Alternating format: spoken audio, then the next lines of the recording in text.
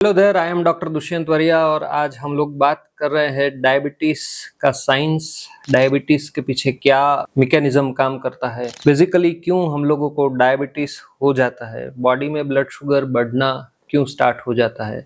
पूरा जो बॉडी का फिजियोलॉजी है वो नॉर्मल में से एक हेल्दी इंडिविजुअल में से धीरे धीरे प्री डायबिटीज और फिर डायबिटीज के चंगुल में किस तरह फंस जाता है और इसके पीछे कौन कौन से फैक्टर्स रिस्पॉन्सिबल है और हम क्या कर सकते हैं इन सारे फैक्टर्स को रिवर्स करने के लिए।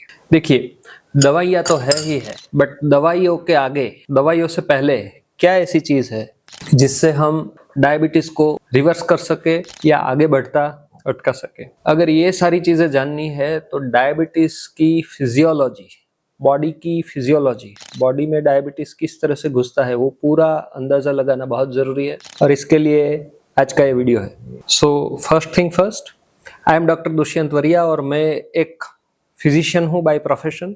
मैं day in day out patients के साथ काम करता हूँ, डायबिटीज और दूसरे लाइफ स्टाइल डिसीजेस वाले पेशेंट्स के साथ। तो सबसे पहली जो बात हमारे मन में आती है कि क्यों मैं डायबिटीज के बारे में डिस्कस कर रहा हूँ। मैं थोड़े से फिगर्स आपके सामने रखना चाहूँगा कि कितना ये इम्पोर्टेंट डिसीज होता जा रहा है through out the India and पूरे विश्व में। इंटरनेशनल डायबिटीज फेडरेशन नाम की एक संस्था है जो हर साल कुछ फिगर्स रिलीज करती है।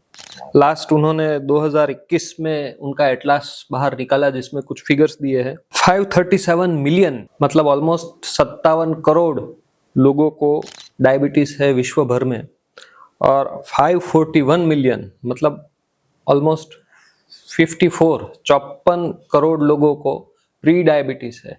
तो दोनों को मिला दे तो टोटल 1 बिलियन 100 करोड़ से ज्यादा लोग इस बीमारी से पीड़ित है। 2021 का ये डाटा है, नया डाटा आएगा 2025 अप्रैल में।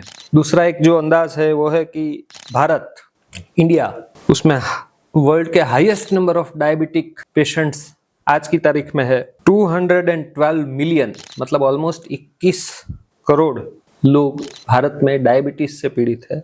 चाइना सेकंड नंबर पे है विथ 148 मिलियन 14 करोड़ और यूएस थर्ड नंबर पे है विथ 42 मिलियन 4 करोड़ लोग डायबिटीज से पीड़ित है यूएस में। सो भारत विश्व का सबसे ज्यादा बड़ा डायबिटीज कैपिटल बन गया है ऑलरेडी और जितने भी डायबिटिक पेशेंट्स है पूरी दुनिया में उसमें से 25% पेशेंट्स सिर्फ भारत में है। क्यों ऐसा है, क्या ऐसा चेंजेस हो गया, किस कारण से हमारी पॉपुलेशन डायबिटीज से ज्यादा ग्रसित हो रही है, आइए डिस्कस करते हैं। सबसे पहला जो टर्म हमें समझना है वो है ग्लूकोज।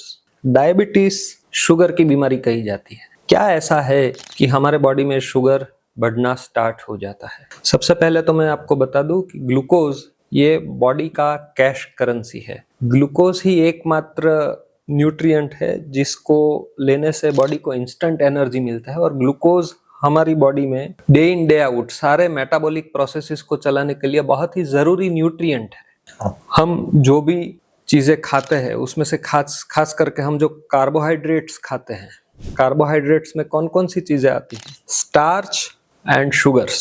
स्टार्च में क्या क्या आता है? रोटी, चपाती, रोटला, भाखरी, थेपला, परोठा, नान, तंदूरी, डोसा, इडली, वड़ा, ये सारी चीजें कार्ब्स या स्टार्च कही जाएंगी। पोटैटोज, स्वीट पोटैटोज, सूरण, ये सारी चीजें स्टार्च कंटेन करती है। इनके अंदर बहुत मात्रा में स्टार्च है जो कि अल्टीमेटली जब हम उसे खाते हैं तो बॉडी उसको ब्रेक डाउन करता है और जो अल्टीमेट मॉलिक्यूल रिलीज होता है वो है ग्लूकोज, शुगर।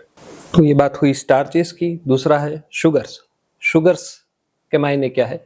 हम जो भी चीज खाते हैं और अगर वो खाने में स्वीट लगती है तो वो शुगर है। शुगर बहुत सारे टाइप से अवेलेबल है, जैसे कि शुगर पाउडर है, शुगर क्रिस्टल्स है, जैगरी है, हनी है और भी बहुत सारे। तो ये सारे शुगर के स्वरूप है। सो बेसिकली जब हम लोग बात करते हैं कार्ब्स की तो हम बात कर रहे हैं स्टार्च और शुगर्स की। तो ये फूड्स इंपॉर्टेंट है, ये हमें इंस्टेंट एनर्जी देते हैं। जब भी हम कोई स्टार्च या तो शुगर वाला फूड खाते हैं तो हम जैसे ही उसको चबाते हैं धीरे धीरे वो डाइजेस्ट होता है। डाइजेस्ट होते होते होते वो छोटे से छोटे मॉलिक्यूल्स में परिवर्तित होता है और अल्टीमेटली क्या बनता है? ग्लूकोज बनता है। जैसे ही वो ग्लूकोज बनता है अपना पेट और इंटेस्टाइन उसे एब्जॉर्ब करता है और ब्लड में वो पहुंच जाता है। जैसे ही वो ब्लड में पहुंच जाता है, क्या होता है, ब्लड में एक ग्लूकोज स्पाइक बनता है, मतलब ब्लड में शुगर का लेवल सडनली बढ़ता है। जैसे ही ब्लड में शुगर का लेवल बढ़ता है, क्या होता है, ब्लड में जैसे ही शुगर का लेवल बढ़ता है, वो अपने पैनक्रियास को सिग्नल्स भेजता है कि भाई शुगर का लेवल बढ़ा है, इसे डाइजेस्ट करने के लिए इंसुलिन भेजो। अब इंसुलिन एक ऐसा हार्मोन है जो जब भी हमारे बॉडी में ब्लड शुगर एक खास मात्रा से बढ़ता है तो उसे पकड़कर सेल्स के अंदर धकेलने का काम करता है। तो इंसुलिन, जैसे ही शुगर का स्पाइक आएगा ब्लड में, शुगर लेवल बढ़ेगा, पैनक्रियाज में से इंसुलिन रिलीज होगा और ये इंसुलिन धीरे धीरे धीरे सारे ब्लड शुगर को, एक्सेस ब्लड शुगर को 3 जगहों पे भेज देगा। कौन कौन सी जगहों पे? लीवर में भेज देगा, फैट सेल्स में भेज देगा और मसल के अंदर। सो जहां जहां जगह है वहां इंसुलिन ये एक्सेस शुगर को पहुंचा देगा और ब्लड में से उसे खाली कर देगा, क्योंकि बॉडी जानता है कि ज्यादा high blood sugar levels body के लिए अच्छे नहीं है। हाई ब्लड शुगर लेवल नुकसान करते हैं अगर लंबे समय तक रहते हैं। इसलिए जैसे ही ब्लड शुगर लेवल बढ़ता है, पैनक्रियाज इंसुलिन बनाता है और वो इंसुलिन ये सारे ब्लड शुगर को धक्के मारकर लीवर, फैट सेल्स और मसल्स में डिपॉजिट कर देता है और फिर से ब्लड शुगर नॉर्मल हो जाता है। तो ये मैंने आपको बात कही कि कैसे शुगर स्पाइक्स से इंसुलिन लेवल बढ़ता है। तो ये एक कॉन्सेप्ट समझना जरूरी है कि शुगर अपने बॉडी के लिए बहुत इंपॉर्टेंट है। मैं जो भी काम कर रहा हूँ, अभी मैं बोल रहा हूँ, तो मेरे बॉडी में जो एनर्जी यूज हो रही है, ये फिंगर्स जो एनर्जी यूज कर रहे हैं, दिमाग जो एनर्जी यूज कर रहा है, वो शुगर की बदौलत है। अगर मेरा शुगर एक हद से लो हो जाएगा तो ब्रेन सेल्स काम करना बंद कर देंगे और मैं बेहोश भी हो सकता हूँ। तो आप सोचेंगे या तो प्रश्न होगा दिमाग में कि अगर शुगर इतना इंपॉर्टेंट है तो वो बॉडी में बढ़ क्यों जाता है और वो नुकसान कैसे दे सकता है। एक बहुत ही सिंपल एग्जांपल मैं आपको देना चाहूंगा। सपोज एक छोटा सा पौधा है, हमने पौधे को धीरे धीरे धीरे पानी सींच के बड़ा किया है और उसमें 3-4 पत्ते लगे हैं, एक आध फूल लगा है। उस पौधे को बड़ा होने के लिए वाटर चाहिए एक खास निश्चित मात्रा में। अगर उसे हम बहुत ज्यादा वाटरिंग करेंगे तो क्या होगा? सपोज उसे हम पूरा पानी की टंकी में डुबो दे तो क्या होगा? तो पौधा पानी में पूरा ड्राउन हो जाएगा, डूब जाएगा और एक न एक दिन पौधा सड़ जाएगा, मर जाएगा। यही बात हमारे बॉडी के साथ होती है। शुगर हमारे बॉडी के लिए बहुत इंपॉर्टेंट है। शुगर बेसिक करेंसी है जिसके थ्रू बॉडी की सारी फिजियोलॉजिकल प्रोसेस, सारी देह धर्म क्रियाएं चलती है। मगर अगर शुगर एक हद से ज्यादा बढ़ जाता है तो जैसे पौधा ज्यादा पानी में ड्राउन हो जाता है, उसी तरह से शुगर भी बॉडी को डुबा देता है। और ज्यादा शुगर अगर ब्लड में रहता है तो बॉडी के बहुत सारे ऑर्गन्स अफेक्ट होते हैं, नेगेटिव वे में नुकसान होते हैं। इनके बारे में भी हम बात करेंगे, बट मैं अभी जो आपको समझाना चाहता हूँ कि हाई शुगर लेवल किस तरह से बॉडी को नुकसान करता है और हाई शुगर लेवल क्यों होता है। तो इसको समझने के लिए सबसे पहला मैंने आपको बताया शुगर का इंपॉर्टेंस। दूसरा मैंने आपको बताया जैसे ही हम खाते हैं शुगर के स्पाइक्स होते हैं, ब्लड में शुगर का लेवल बढ़ता है।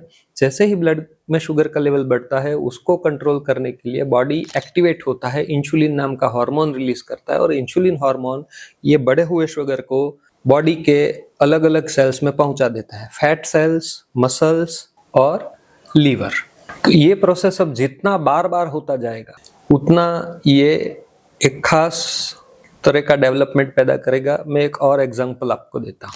जब हम छोटे होते हैं तब हम कोई कभी चाय नहीं पीते। एक खास उम्र तक हमको चाय अलाउ नहीं किया जाता है ज्यादातर फैमिलीज में। बट जैसे ही हमारा पढ़ाई बढ़ने लगता है, हम थोड़े से मैच्योर होते हैं, टीनेजर होते हैं, हम मॉम डैड के साथ चाय पीना शुरू कर देते हैं। ये चाय पीने की आदत धीरे धीरे हमें लग जाती है। पहले हम कभी चाय नहीं पीते थे। अगर आपको याद हो तो पहले पहले जब आपने चाय पीना शुरू किया होगा तो चाय पीने के बाद घंटों तक आपको नींद नहीं आती है।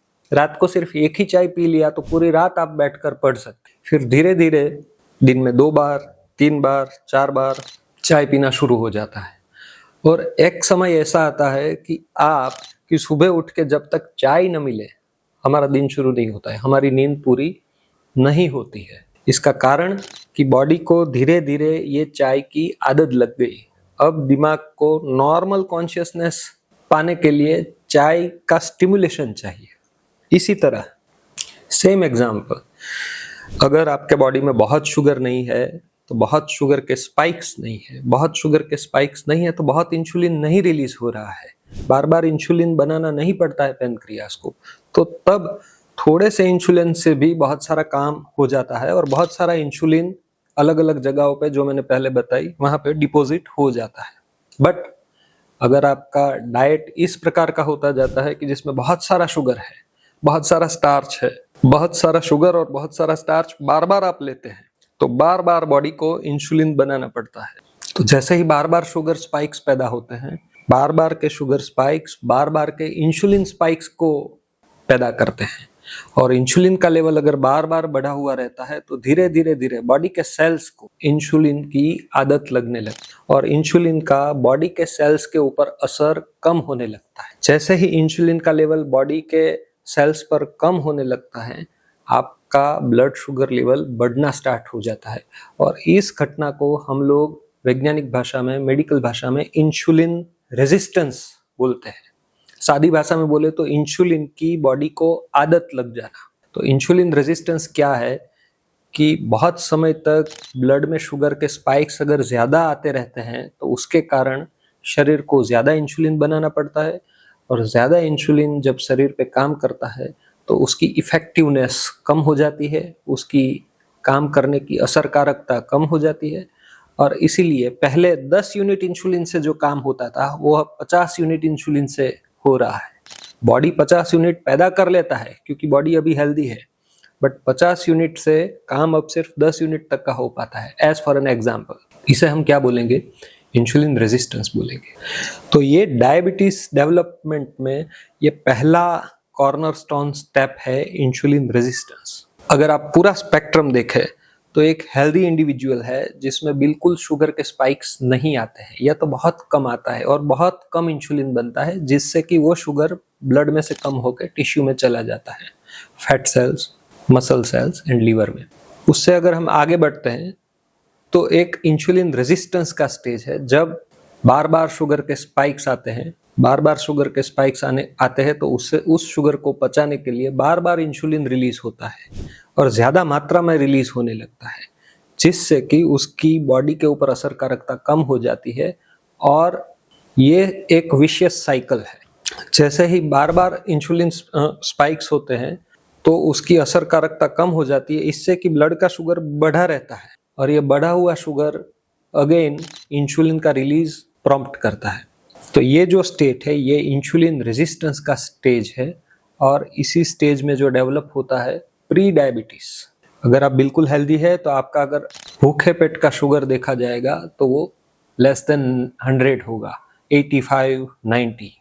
मगर अगर बार बार शुगर स्पाइक्स आते हैं तो आप धीरे धीरे इंसुलिन रेजिस्टेंस की तरफ बढ़ेंगे, और तब अगर आपका सुबह का भूखे पेट का शुगर देखा जाएगा तो वो 100 से 125 के बीच आ जाएगा। और उसके बाद अगर यही प्रोसेस ध्यान नहीं रखा गया और आगे बढ़ता जाता है तो फिर धीरे धीरे धीरे प्री डायबिटीज से डायबिटीज की तरफ गति होती है, और प्री डायबिटीज से डायबिटीज की तरफ जब गति होती है तब इंसुलिन का लेवल बहुत ज्यादा बढ़ा हुआ है, बट उस इंसुलिन की बॉडी पर असर बहुत कम है, और उस इंसुलिन की बॉडी पर कम असर होने के कारण ब्लड शुगर लेवल भी बहुत बढ़ा हुआ है।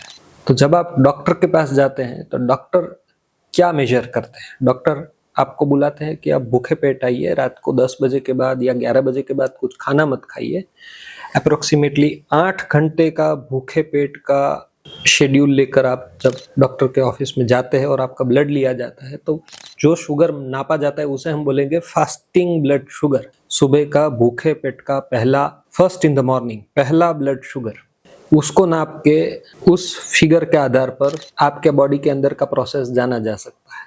अगर वो शुगर 85, 90 है, मतलब कि आपके बॉडी में बहुत ज़्यादा इंसुलिन स्पाइक्स नहीं हो रहे हैं, बहुत ज़्यादा शुगर स्पाइक्स नहीं हो रहे हैं, और इसके कारण आपका शुगर नॉर्मल है, लेस देन 100 भूखे पेट का। अगर आपके बॉडी में बहुत ज़्यादा शुगर स्पाइक्स हो रहे हैं और उसको पचाने के लिए बहुत ज़्यादा इंसुलिन बार बार बनता है, तो आपका फास्टिंग ब्लड शुगर 100 to 125 के बीच में आएगा। तब आपके डॉक्टर को पता चलेगा कि आप अभी डायबिटिक नहीं है, बट आपके बॉडी में एक प्रोसेस चल रहा है जिसे हम बोलेंगे प्री डायबिटीज। और आपके बॉडी को शुगर को पचाने में दिक्कत है, काफी मेहनत मुशक्कत करनी पड़ रही है, तब जाके आपके बॉडी का sugar level, fasting blood sugar level 100 से 125 के बीच में रह रहा है।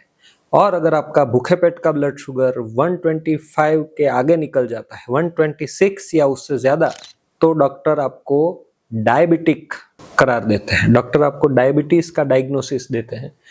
और उसका मतलब है कि आपके बॉडी में ब्लड शुगर लेवल 126 के कट ऑफ से ऊपर रह रहा है और साथ ही साथ इंसुलिन लेवल भी काफ़ी बढ़ा हुआ है। बॉडी का इंसुलिन रेजिस्टेंस काफ़ी आगे बढ़ चुका है। It is no good for the body and उसके कारण बॉडी में डिस्टर्बेंसेस है, ब्लड शुगर एक खास लेवल से ज़्यादा रह रहा है और ये आपको कॉम्प्लिकेशंस दे सकता है। अब अगर प्रैक्टिकली देखा जाए तो सपोज ये नॉर्मल इंसान के ब्लड के शुगर का नाप है, तो ये डायबिटिक इंसान के ब्लड के अंदर के शुगर का नाप है। बहुत ज्यादा डिफरेंस नहीं है, इतना डिफरेंस है ज्यादा। अगर नॉर्मल इंसान के अंदर इतना ब्लड शुगर है और डायबिटिक पेशेंट के अंदर इतना ब्लड शुगर है, तो हाइट में बहुत डिफरेंस नहीं है। ये मैं आपको एक एग्जांपल दे रहा हूँ कि सिर्फ से 20-30% rise in normal blood sugar level आपको डायबिटीज में पहुंचा देता है। बट वो जो छोटा सा राइज है ब्लड शुगर लेवल में, वो काफी सारे कॉम्प्लिकेशंस के लिए जवाबदार हो सकता है। डायबिटीज अगर एक खास हद से ज्यादा ब्लड शुगर लेवल लंबे समय तक रहता है तो बहुत सारे कॉन्सिक्वेंसेस पैदा कर सकता है। आपकी आंखों को नुकसान देता है, डायबिटिक रेटाइनोपैथी, आपके नर्व्स को नुकसान देता है, पेरिफेरल न्यूरोपैथी हो सकता है, आपके हार्ट को भी वो नुकसान दे सकता है, इश्चेमिक हार्ट डिसीज की ओर ले जा सकता है, लेग्स के अंदर अल्सर्स पैदा हो सकते हैं, गैंग्रीन हो सकता है और एम्प्यूटेशन तक बात पहुंच सकती है। So diabetes is not non serious disease, वो कोई एक सिंपल डिसीज नहीं है। It can lead to serious consequences, बहुत ज़्यादा कॉम्प्लिकेशंस हो सकते हैं। इसलिए उसको आगे बढ़ने से पहले अगर समझकर रोका जाए तो बहुत फायदेमंद हो सकता है। हमें क्यों ये डिस्कशन करना है? Because there is a belief कि diabetes is a genetic disease. ऐसा सब लोग मानते हैं कि वो तो आने वाला है तो आएगा, नहीं आने वाला है तो नहीं आएगा। बट मैं आपसे एक बात शेयर करना चाहता हूँ, diabetes is not 100% genetic disease. हाँ, जेनेटिक्स का असर है, मैं मानता हूँ, बट 30-40% इफेक्ट हो सकता है मैक्सिमम जेनेटिक्स का। क्यों ऐसा माना जाता है?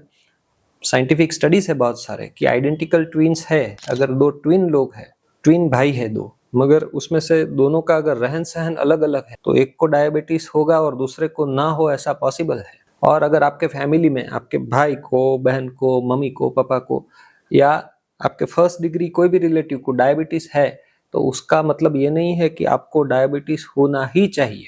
आपको डायबिटीज हो भी सकता है, आपको डायबिटीज नहीं भी हो सकता है। किस चीज के ऊपर ये डिपेंड करता है? वो आपके खुद के खान पान और रहन सहन पर, आपके लाइफस्टाइल पर ज्यादा डिपेंड करता है। तो ये सारी फैक्ट्स बताती है कि डायबिटीज 100% जेनेटिक डिसीज नहीं है और हमारा फूड एनवायरनमेंट, हमारा जो फूड लैंडस्केप है, हमारे आजू बाजू का जो खाने पीने का वातावरण है, वो इसको बहुत ज्यादा इफेक्ट देता है, वो इसको बहुत ज्यादा आगे बढ़ाने में या तो रोकने में कारणभूत होता है। मैं एक बात और शेयर करना चाहूंगा कि जो अभी जो प्रिवेलिंग फूड प्रैक्टिसेस है, अभी हमारे आसपास जो खाने पीने का लैंडस्केप है, वो बहुत डिफिकल्ट है।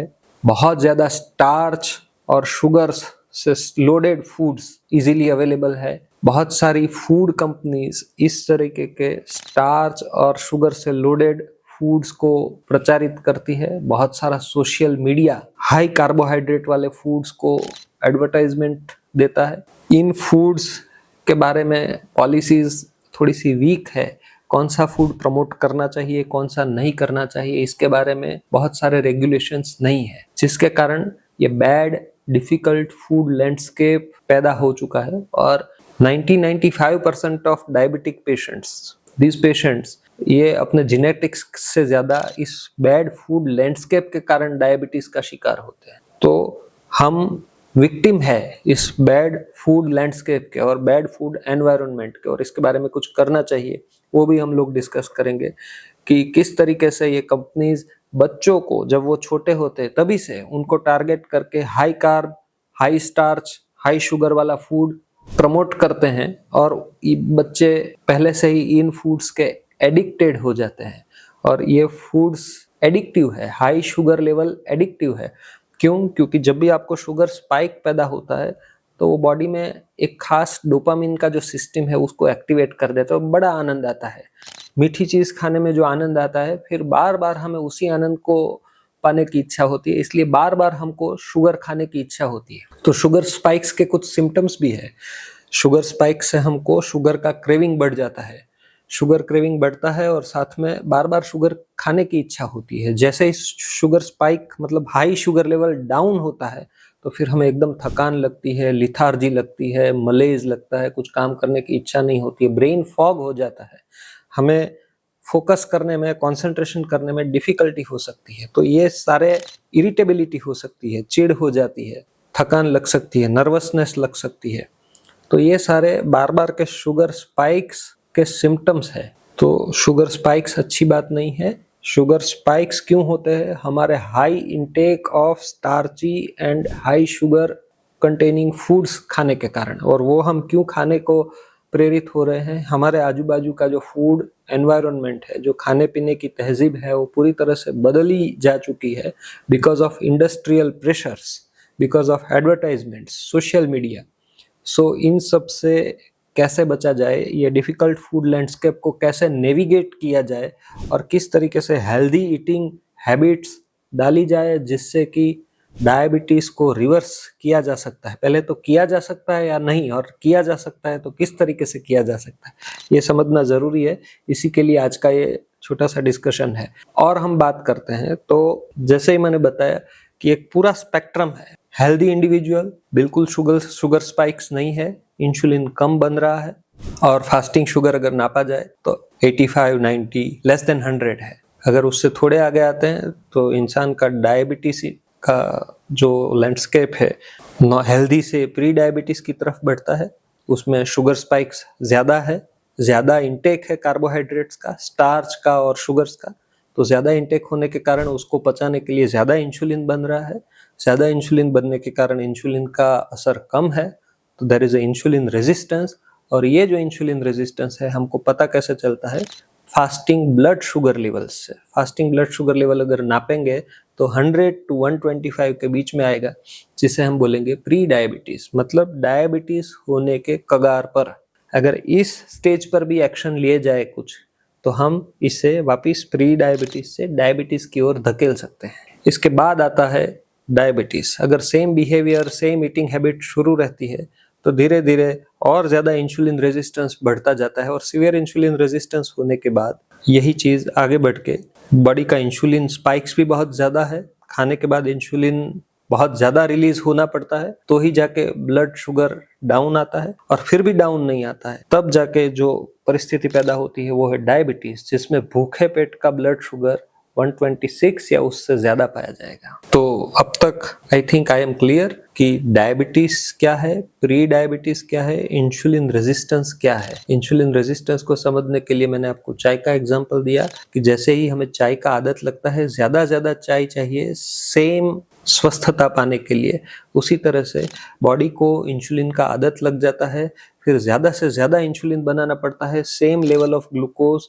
को पचाने के लिए। और इसका कारण क्या है? बहुत ज्यादा हाई कार्बोहाइड्रेट वाला डाइट इंटेक। हम जो खाना खा रहे हैं उसमें ट्रेडिशनल इंडियन डाइट में ऐसा कहा जाता है कि 60 to 70% इज ओनली कार्बोहाइड्रेट्स। 60 से 70% कार्बोहाइड्रेट है। इसलिए एशियन इंडियंस का जो पूरा समूह है, हम लोग इंडियंस स्पेसिफिकली, इनमें डायबिटीज बहुत ज्यादा पाया जाता है, क्योंकि हमारा ट्रेडिशनल डाइट काफी डायबिटीज प्रोन है। और उस पर जो ये वेस्टर्न डाइट का आक्रमण हुआ है, वो वेस्टर्न डाइट्स में भी सारा पिज्जा, पास्ता, ब्रेड, ये सारा फुल ऑफ कार्बोहाइड्रेट्स है। तो ये मैंने आपको आज कुछ बात कही है कि डायबिटीज समझना बहुत इंपॉर्टेंट है अगर हम उसे कंट्रोल करना चाहते हैं। ये एक पूरा स्पेक्ट्रम है जिसमें हेल्दी इंडिविजुअल्स है, माइल्ड इंसुलिन रेजिस्टेंस है जहाँ पे प्री डायबिटीज है, और सीवियर इंसुलिन रेजिस्टेंस है जहाँ पे डायबिटीज है।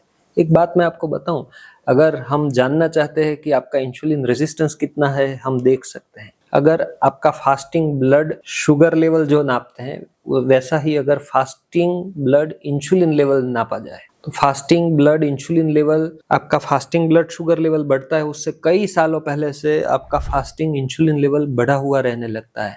और अगर हम इंसुलिन का लेवल फास्टिंग में नापते हैं तो उससे आपको डायबिटीज होगा या नहीं होगा ये भी बताया जा सकता है, या तो उस बिहेवियर को हम रिवर्स भी कर सकते हैं। तो ये मॉडर्न साइंस का कमाल है कि बॉडी में क्या फिजियोलॉजी चल रहा है वो हम आगे से जान सकते हैं। आपको थोड़े ज़्यादा इंफॉर्मेशन की ज़रूरत है। इतना जान लेने के बाद आप कहेंगे कि ये सारे नॉलेज का उपयोग क्या है। तो उपयोग बहुत ही सिंपल है। मैं आपको अलर्ट करना चाहता हूँ कि भले ही आपको अभी कोई भी लक्षण ना हो, because diabetes by and large asymptomatic है, लक्षण रहित अवस्था है, उसमें शुरू में कोई सिम्टम्स नहीं होते हैं। मगर अगर आपका डाइट बहुत ज़्यादा स्टार्च और शुगर से भरा हुआ है तो आपको अलर्ट होने की ज़रूरत है। तो अगर आपका डाइट बहुत ज़्यादा शुगर और कार्बोहाइड्रेट से भरा पड़ा है तो आपको अलर्ट होने की ज़रूरत है। उसको आप थोड़े से प्रोटीन्स, फाइबर्स और हेल्दी फैट्स से रिप्लेस करना शुरू कर सकते हैं, जिससे कि आपके बॉडी का प्रोसेस रिवर्स हो सकता है। आप कैसे जान सकते हैं कि आपको डायबिटीज़ है, प्री डायबिटीज़ है या आप हेल्दी है? आपके फास्टिंग ब्लड शुगर लेवल के द्वारा।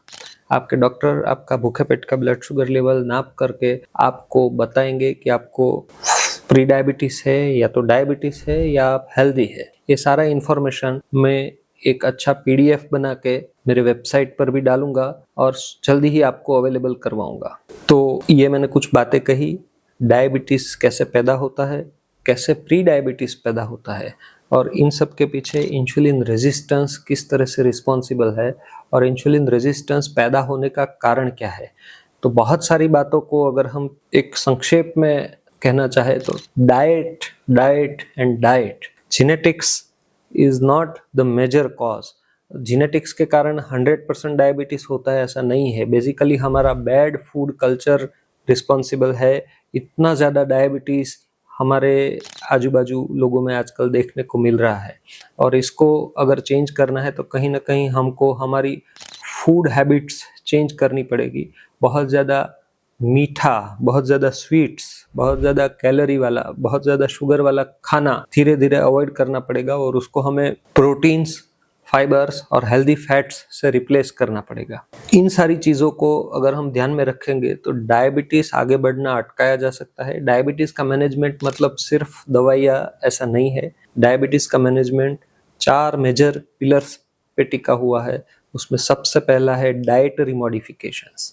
डाइटरी मॉडिफिकेशंस बहुत इंपॉर्टेंट है। दूसरा जो है वो है फिजिकल एक्टिविटी, आपको लाइफस्टाइल चेंजेस करने हैं, एक्सरसाइज करना है। तीसरा है एजुकेशन, आपको डायबिटीज के बारे में बहुत सारी चीजें जाननी है, और इसको धीरे धीरे अगर आप फॉलो करेंगे विदाउट मेडिसिन या कम से कम मेडिसिन के साथ भी आपका शुगर लेवल मॉनिटरिंग करके आप उसे नॉर्मल रख सकते हैं। और जो लास्ट थिंग है वो है मेडिकेशन।